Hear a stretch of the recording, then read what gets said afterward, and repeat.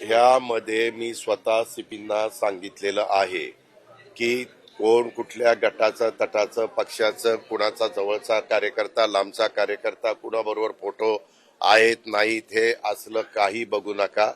जर तिथं चूक असेल, जर कुणी कायदा हातात घेण्याचा प्रयत्न करत असेल, नियमाला पायमल्ली लावण्याचा प्रयत्न करत असेल तर त्याच्यावर ऍक्शन घ्या। त्यांनी मला सांगितलं की जरी काहींनी शिफारस केलेली असली तरी इथल्या सीपीनी त्यांना परवाना शस्त्र परवाना दिलेला नाही असं स्वतः आयुक्तांनी मला सांगितलेलं आहे। आणि आयुक्तांना पण मी सांगितलं की हे कुणाचाही पुण्यामध्ये असो नाहीतर पुण्याच्या बाहेर महाराष्ट्रात कुठेही असो कायदा सुव्यवस्था चांगली ठेवणं हे सरकार म्हणून आपलं सगळ्यांचं काम आहे। पोलिसांची पण ही महत्वाची जबाबदारी आहे।